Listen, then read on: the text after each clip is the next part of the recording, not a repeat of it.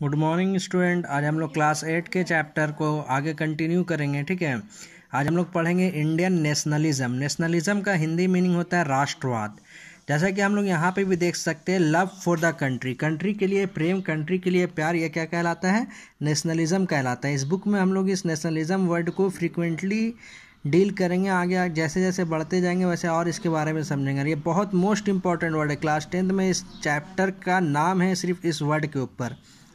ठीक है, तो इसी को आज हम लोग आगे कंटिन्यू कर रहे हैं, समझ रहे हैं इंडियन नेशनलिज्म। तो इंडियन नेशनलिज्म का मतलब होता है लव फॉर द कंट्री।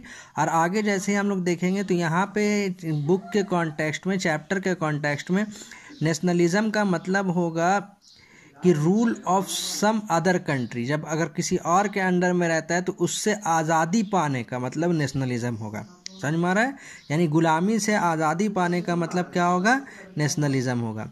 जैसा कि हम लोग जानते हैं कि सबसे पहला जो लड़ाई हुआ आज़ादी के लिए वो 1857 में हुआ, जिसको हम लोग फर्स्ट वार ऑफ इंडिपेंडेंस भी कहते हैं। ठीक है, तो ये जब रिवॉल्ट हुआ तो इसमें देखा ये गया कि जब प्रोविंशियल रूलर लोग अंग्रेज़ों के खिलाफ खड़े हुए तो उनका सपोर्ट सिपाही लोग ने भी किया। इंडियन सोल्जर जो कहलाते थे, सिपोइज जिसको बोलते थे, जो ब्रिटिश आर्मी में काम किया करते थे, लोकल लोगों ने भी किया।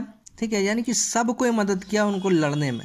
यहीं से एहसास हुआ इंडियंस को कि अगर हम लोग यूनाइट होकर लड़े तो बहुत जल्दी हम लोग ब्रिटिश को इंडिया से हटा सकते हैं। लेकिन फिर भी उस समझने के बाद भी हम लोगों को अप्रॉक्सीमेटली 90 ईयर्स लग गया उन लोगों को हटाने में। लेकिन एक फीलिंग ज़रूर आ गया था 1857 में कि हम लोग क्या कर सकते हैं, हटा सकते हैं। ठीक है, तो इसी तरीके से एक आइडेंटिटी, एक प्रोविंसेस के में जो हम लोग बटे हुए थे छोटे छोटे हिस्सों में, वहाँ से एक आइडेंटिटी क्रिएट करने का कोशिश किया गया, एक नेशन बनाने का, एक इंडिया का एक नेशन रहेगा और वहाँ पे इंडिया, वो इंडिया कहलाएगा और उसके लिए हम लोग क्या करेंगे, फाइट करेंगे।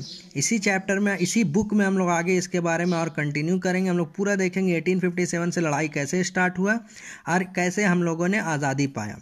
अब नेक्स्ट टॉपिक हम लोग चलते हैं इकोनॉमिक चेंजेस की तरफ। तो इकोनॉमिक चेंजेस में सबसे पहले हम लोग देखते हैं कि ब्रिटिश पीरियड में लैंड रेवेन्यू सिस्टम लाया गया। लैंड रेवेन्यू सिस्टम का मतलब यह हुआ कि ज़मीन से टैक्स लेने का सिस्टम। बात समझ में आ रहा है? ज़मीन से टैक्स लेने का सिस्टम।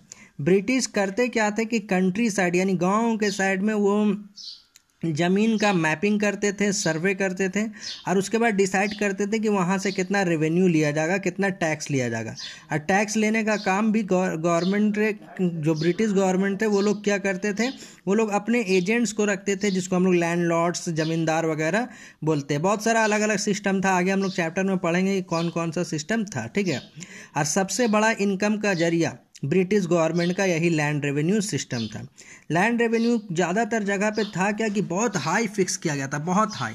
यानी ज़मीन से जितना फ़ायदा नहीं हो रहा है, अगर हम मान लो कि 100 kg राइस उगा रहे हैं, ठीक है, उससे हम 10,000 रुपया कमा रहे हैं, तो 5,000 से ज़्यादा हमको लैंड रेवेन्यू में देना पड़ता था। तो कुछ बचता नहीं था किसानों के पास। इसके कारण किसान जो है वो गरीब होते गए और गरीब होते गए। अकाल आ गया, पीजेंट माइग्रेशन होने लगा। ठीक है, लोग एक जगह, पीजेंट जो किसान थे वो दूसरे जगह माइग्रेट करके जाने लगे। ठीक है, और बहुत सारा लोगों ने विरोध भी किया, रिबिलियंस अक्रॉस द इंडियन सब कॉन्टिनेंट, बहुत सारा रिबिलियंस, विरोध भी हुआ। ठीक है, कॉलोनियल पीरियड में ये देखा गया कि ब्रिटिश ट्रेड जो था वो बहुत ज़्यादा चेंजेस आया। ब्रिटिश यहाँ से स्पाइस, कैलकुइस बोलते हैं, फाइन कॉटन क्लोथ्स को, सूती का कपड़ा होता है ना, उसी को बोलते हैं फाइन कॉटन, और बहुत सारा चीज़ इंग्लैंड जाने लगा। ठीक है, वो हम लोगों को सिल्वर्स में पेड किया करते थे। ठीक है, चांदी में, वो बुलियंस का भी वही मतलब होता है। ठीक है, उसको और डिटेल आप डिक्शनरी में उसका मीनिंग देख सकते हैं। इसी तरीके से इंडियन को फोर्स किया गया कि आप ओपीएम उगाइए। बड़ा इंपॉर्टेंट वर्ड है ओपीएम, जानते हैं किसको कहते हैं? ओपीएम का मतलब होता है अफीम। तो ओपीएम उगाइए आप। और ओपीएम जो था यहाँ से प्रोडक्शन करवा के उसको कहाँ भेजा जाता था? चाइना। और उसके बदले में चाइना का प्रोडक्शन किया हुआ टी, चाय पत्ती को इंडिया मंगवाया जाता था। यानी हम लोग ओपीएम उगाते थे और भेज देते थे उसको चाइना, और उसके बदले में हम लोगों को वहाँ से क्या मिलता था? टी मिलता था। यानी ब्रिटिश हम लोगों को, चाइनीज़ को, सबको इस्तेमाल कर रहा था। ठीक है, देखा यह गया कि धीरे धीरे इंडिया जो था वो एक्सपोर्टर बन गया रॉ मटेरियल का, चाहे वो जूट हो, कॉटन हो, इंडिगो हो। अब ये रॉ मटेरियल जाता इंग्लैंड था, इंग्लैंड में स्कॉटलैंड, मैनचेस्टर जाता था और वहाँ पे जाके उसका फिनिश गुड बचता था। हमारा ही चीज़ हम ही को वापस बना के, एज अ रॉ मटेरियल तो हमारा था, और हम ही को वापस बना के ये हमको बेच दिया जाता था हायर प्राइस।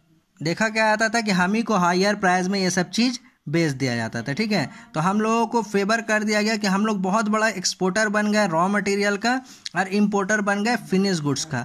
ये अनफेवरेबल रहा कंट्री का ट्रेड के लिए, बहुत बर्बाद किया गया। हमारे यहाँ छोटे छोटे जो इंडस्ट्रीज़ थे, ट्रेडिशनल इंडस्ट्रीज, चाहे वो वीविंग का हो, चाहे पॉटरी का है, चाहे स्मेल्टिंग, आयरन स्मेल्टिंग का हो, ब्रास वर्क का हो, ये सब को डिस्ट्रॉय कर दिया गया, ठीक है। एकदम समझ लीजिए बर्बादी के कगार में आ गए, क्योंकि वहाँ से फिनिश गुड्स जो बन के आता था ना, जो हमारे यहाँ से रॉ मटेरियल जाता था, वो काफ़ी सस्ता हुआ करता था, तो लोग उसी को प्रीफर किया करते थे, ठीक है। और ये जो फिनोमिना हुआ, जो छोटा छोटा इंडस्ट्रीज जो बंद हुआ, ये डी इंडस्ट्रियलाइजेशन कहलाया, ठीक है। बाद में जाके बहुत साल के बाद letter half of 19th century में कुछ कुछ कंपनीज खुला यहाँ पे बड़ा बड़ा, जैसे कि हम लोग जानते हैं JRD, टाटा और भी कुछ कुछ कंपनीज यहाँ पे खुला। Clear to everyone? इसी को आगे हम लोग कंटिन्यू करेंगे।